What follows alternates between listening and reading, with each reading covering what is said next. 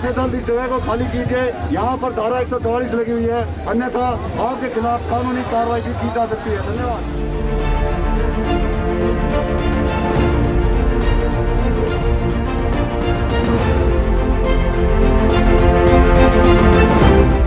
नमस्कार, आप देख रहे हैं टाइम 8 कैपिटल। मैं हूं आपके साथ में शोभित पाठक। इस वक्त मैं मौजूद हूं मंडी हाउस में, जहां पर कृषि कानून के विरोध पर सिटीज़न मार्च निकाला जा रहा है। इस सिटीज़न मार्च में सैकड़ों की तादाद पर यहां पर स्टूडेंट शामिल हो चुके हैं और उनका कहना है कि हम इस मार्च को दिल्ली के जंतर मंतर तक लेके जाएंगे। लेकिन इस वक्त यहां पर भारी संख्या में पुलिस बल तैनात है। इस वक्त यहां पर धारा 144 लगा दी गई है, जिसके बाद से पुलिस प्रशासन ने इस पूरे मार्च को चारों तरफ से कवर कर लिया है और बैरिकेड्स के द्वारा दिल्ली के जंतर मंतर जाने वाले रास्ते को ब्लॉक कर दिया है। सरकार ने किसानों से बात करने के विकल्प को खोल दिया है, तो फिर इस मार्च की क्या ज़रूरत पड़ी? सरकार ने कोई विकल्प अपने शर्तों के साथ विकल्प को दे रही है। किसान ने साफ साफ कह दिया कि हम कोई शर्त नहीं मान रहे हैं।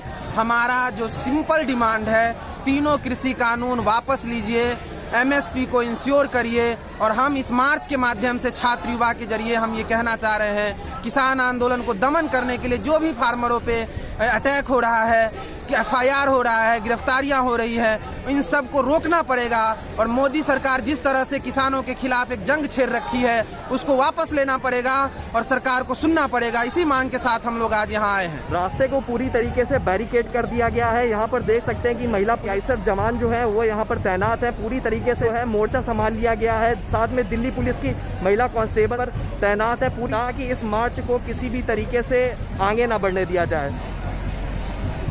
किसानों की आवाज़ को दबाते हुए एक कोने में उनको कैद कर दिया है, बिल्कुल जेल खाना जैसा बना दिया है।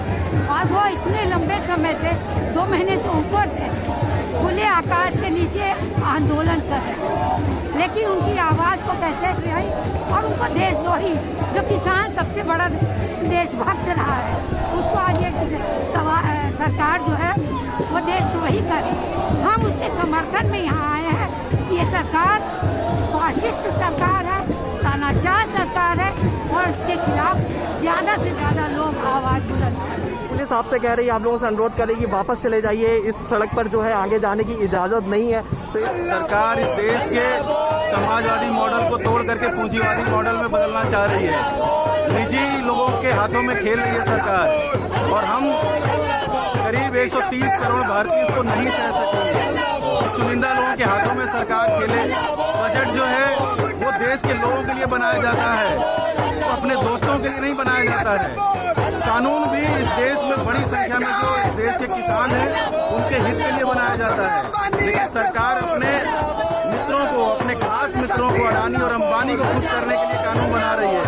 और पता नहीं कौन सा अहंकार है सरकार को, कितना विरोध होने के बाद भी अंतर्राष्ट्रीय स्तर पर इस सरकार ने इस देश का मानमर्दन करवाया है। तो इसलिए हम कह रहे हैं कि जब इतनी बड़ी संख्या में विरोध है तो इस सरकार को कानून वापस ले लेना चाहिए। यहाँ पर भारी संख्या में छात्रों का हुजूम उमड़ा, लगातार यहाँ पर नारेबाजी की जा रही है सरकार के खिलाफ। लगातार छात्रों का कहना है कि हम इस बात को शांतिपूर्ण ढंग से आगे की तरफ ले जाएंगे, लेकिन पुलिस द्वारा यहाँ पर किसी भी तरह से मना कर दिया गया कि हम इस बात को आगे नहीं जाने देंगे। जो है वापस नहीं जा रहे हैं वो लोग, और पुलिस लगातार उन्हें अनुरोध कर रही है कि वो वापस चले जाएं, धरना को खत्म कर दें।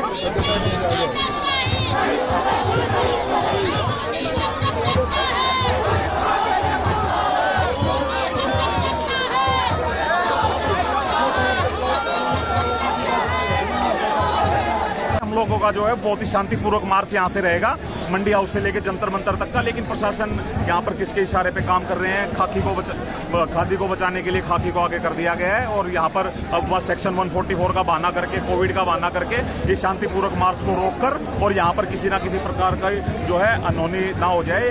हमारा तो यही अभी उद्देश्य है कि यहाँ से हमें शांतिपूर्वक जंतर मंतर तक जाने दिया जाए। अगर नहीं जाने दिया जाता तो उस दिशा में आपका, अगर नहीं जाने देंगे तो हमारा प्रदर्शन यहाँ पर जारी है, और हमारा प्रयास यही है कि हम जंतर मंतर तक जाएं, और नहीं जाने देते हैं तो हमारा शांतिपूर्वक शांतिपूर्वक धरना यहीं पे चल रहा है। लगातार एक बार बढ़ने की आपको और कोशिश कर चुके हैं, आगे बढ़ने के लिए पुलिस के द्वारा आपको रोक दिया गया है, तो अगर पुलिस इस दिशा में आपको किसी भी हाल में आगे नहीं बढ़ने देगी तो उस दिशा में क्या करते हैं? यहाँ पे गिरफ्तारी भी संभव हो सकती है। ये गिरफ्तारी जो है वो संभव हो सकती है, बिल्कुल उस चीज़ की भी हमें कोई वो ज़्यादा परेशानी वाली बात नहीं है, क्योंकि जो पुलिस को और बैरिकेडिंग जो है वो तो दिल्ली के बॉर्डर्स के ऊपर इतने भयंकर तरीके से कर दी गई है, अब दिल्ली के अंदर भी करेंगे, लेकिन ये बैरिकेडिंग कहाँ तक जाएगी? कहीं तो इस बैरिकेडिंग का अंत होगा ना, और जहाँ तक हमें प्रशासन अलाउ करेगा वहाँ तक हम लोग जाएंगे, और अगर ये हमें जंतर मंतर तक नहीं जाने देंगे तो हमारा धरना जहाँ तक भी पुलिस हमें रोकेगी वहाँ पर हमारा शांतिपूर्वक धरना जारी रहेगा, और हम शांतिपूर्वक तरीके से पुलिस प्रशासन से अभी ये मांग कर रहे हैं, अभी मीडिया के माध्यम से भी हम लोग ये कह रहे हैं कि हमें जंतर मंतर तक हमारा मार्च पूरे करने दिया जाए, यही हमारी गुजारिश है।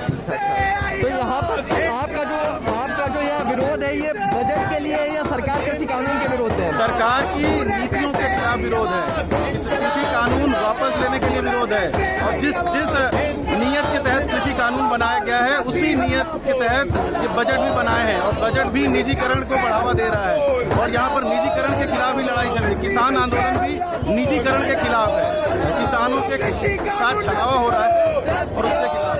पुलिस इस मार्च को आगे जाने की इजाजत नहीं दे रही है, इस दिशा में आप क्या करेंगे? देखिए, जब लोकतंत्र में जनता और सरकार के बीच में कीले बिछा दी जाए तो जनता के पास सड़क पे आने को छोड़ के कोई चारा नहीं बचता।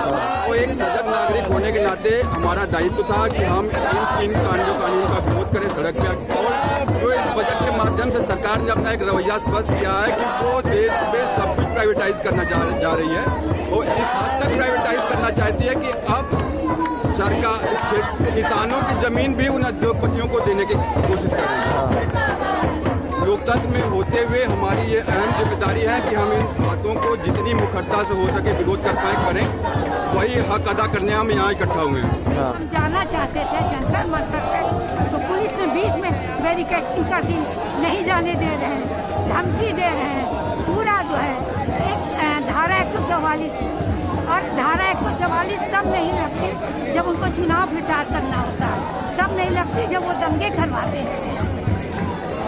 और एक आंदोलन को कुचलने के लिए कि लोगों की आवाज़ कहीं से भी न जाए, इसलिए वो तमाम इंटरनेट ये वो सब बंद कर रखा हुआ। 26 जनवरी को जिस तरह की घटना हुई तो कहीं ना कहीं देश का नाम नहीं झुका है। 26 जनवरी को ऐतिहासिक आंदोलन हुआ है इस देश के अंदर, इस लोकतांत्रिक भारत के अंदर आंदोलन करना अपने आप में गौरव का बात है, और किसानों ने मजबूती से अपने आंदोलन किया है। कहीं कोई किसानों का कोई मोटिव नहीं था, कहीं किसी झंडा को अपमान करने का, जो कि आपको दिख भी गया। कहीं कोई किसान आंदोलन, ये सब बीजेपी आरएसएस के लोग ये सब चीज़ किसानों को आंदोलन को बदनाम करने के लिए सब साजिश रचा था, जो पूरी तरह से फ्लॉप हो गया है। किसान आंदोलन तब भी चल रहा था, आज भी चल रहा है और चलेगा जब तक किसानों की बात को नहीं सुनी जाएगी। सरकार का कहना है कि अभी जो बैरिकेड्स लगा दिए गए हैं, ये लगाने का मेन मतलब ये था कि दिल्ली के लोगों को कहीं ना कहीं अभी इस आंदोलन से दिक्कत होने लगी है। इस बारे में यही चाहते हैं कि स्थानीय लोग जो परेशान हो, दुखी हो, और फिर वो इनका विरोध करें, धरने वालों का कहाँ क्यों बैठे हैं, मगर ऐसी बात नहीं है। यहाँ सारे दिल्ली के लोग हैं और सब किसानों के साथ हैं, और ये जो आंदोलन है अब सिर्फ किसान का आंदोलन नहीं रहा, ये किसानों की अगुवाई में जन आंदोलन बन चुका है। और मैं एक शेर कहना चाहती हूँ कि मैं पंजाबी में शायरी करती हूँ कि उन्होंने की नज़र आने बिखरते आलने साडे, उन्होंने की नज़र आने बिखरते आलने साडे, जो एक कुर्सी ले जंगल की सारा दाते ला देंदे, और ये मर मर के जिउना छट बगावत करते टक्कर लै, तेरे किस्से दी दुनिया ते किसे दा राज क्यों। पुलिस प्रशासन ने इस मार्च को आगे जाने से रोक दिया है, जिसके बाद से स्टूडेंट्स जो है वो ज़मीनों पर बैठ गए हैं और नारेबाजी कर रहे हैं। इस शांति मार्च से जुड़ी हुई तमाम अपडेट हम आप तक पहुंचाते रहेंगे। खबरों को देखने के लिए देखते रहिए टाइम 8 कैपिटल।